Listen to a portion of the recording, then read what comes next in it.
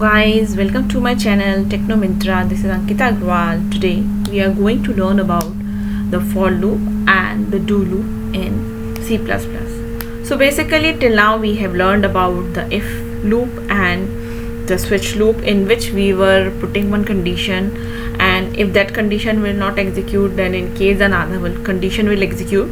And when we were concerned about the switch loop, in that you were making multiple cases, and among them one of them was getting executed. So today we are going to learn that about the for loop, in which you will specify a loop in which you will be specifying the condition till what stage it will run. So let's start over here. So I am just making a new file. So basically I want that I need to print the numbers from 0 till 9. So basically for that, the very first thing, I hope you all know that we need to include our header files. Okay, so that will do over here.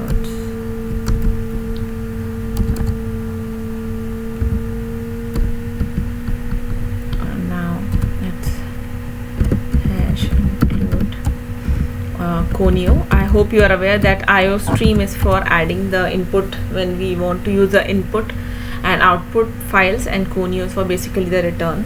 So over here we'll write down void main. From here our main method will start. So basically I want that in a continuation from 0 till 9 the number should be printed. So basically for that what we'll do is CLRCR is basically for clearing the screen output whatever was there.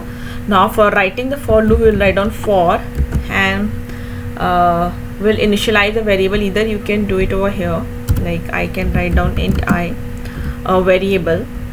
Okay, so over here what I can say is I basically allot I initial value.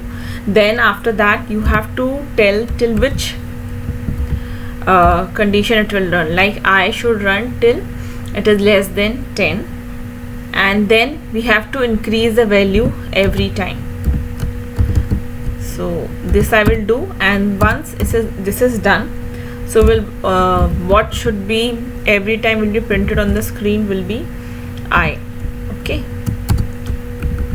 so this is done. And get, we need to close whatever is running inside the for loop, and then we need to close the main. So now I will explain you what we have done. Basically over here we have assigned the I a value 0. The loop will execute till the I become 10. The value of I is incremented by 1. Like it will go here, initially the value of I is 0, so it will print 0. So it will over here, it will check 0 is less than 10. Yes, so it will increase the value by 1. That means 0 plus 1, it will be 1. So then over here I will be printed, that is 0 will be printed. Then it will go up, I value is now 1, so 1 is less than 10, it's true. So it will increase the value of I. That means I initially now the value is 1, so it's 1 plus 1 is 2.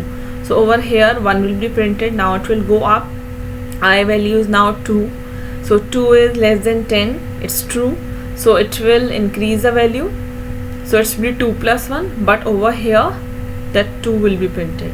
Then over here I value is right now 2, so 2 sorry, it's 3, so 3 plus 1 is 3 less than 10, true. So it will be increased by 1, so 3 plus 1 4, and over here I value 3 will be printed, and it will go so on till the time the last condition will reach when I value will become 10, and it will say 10 is less than 10. So that condition will be evaluated false, and it will come out of the loop instead of printing the I value, and it will exit the loop. So in this case the output will be printed 0 1 2 3 4 5 6 7 8 and 9. So let me just run a compile first.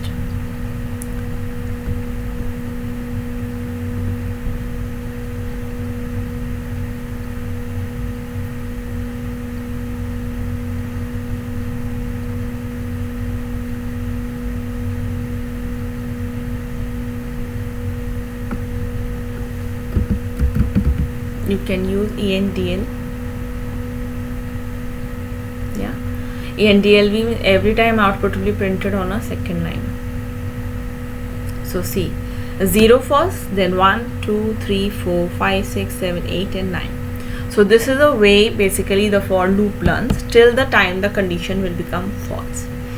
Now there is another loop that is known as do loop, and what does happen in the do loop is basically that we write down do and we write down the block of code. It will be executed and then the while if the condition is satisfied, and in that case I will be equal to 0. For example, I say so in do while what will happen, in do we have to execute one condition, and then in the while the condition will be satisfied, only then that particular statement will run, otherwise it will not run. So let me just show you how we'll do that, or I can even show in this one only.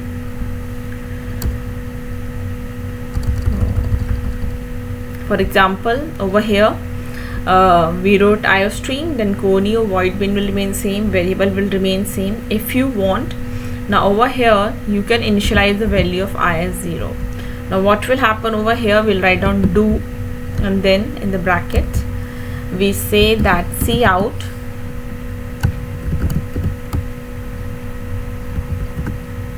and ENDL. Okay, this will happen, and then I will increase by plus plus.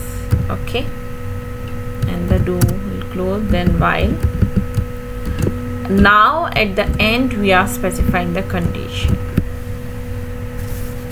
Okay, so this is the way basically we are doing it. In the for loop we are specifying the initial value till the condition and increased value at the same time. So let's compile. I will just explain it to you also, don't worry.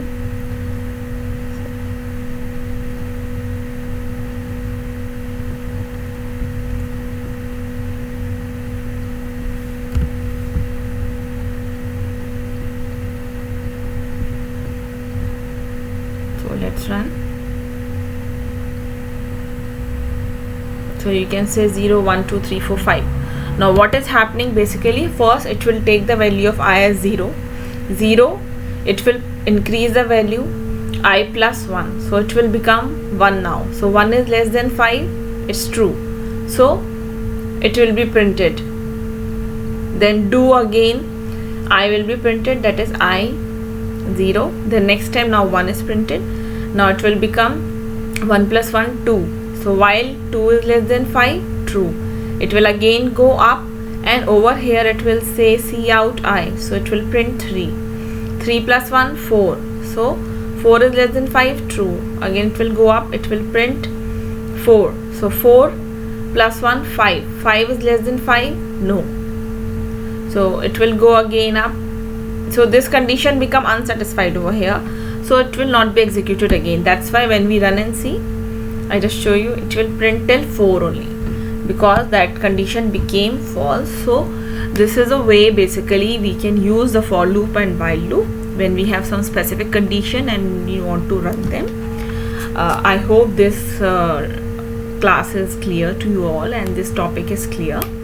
So in the next video basically I will be covering about the C++ maths classes and maybe even about C++ array. If you have any doubt, you can obviously put it in the comments, and if you want any other topic to be covered, you can obviously put in the comment box. And please like and subscribe my channel, and thanks for viewing it.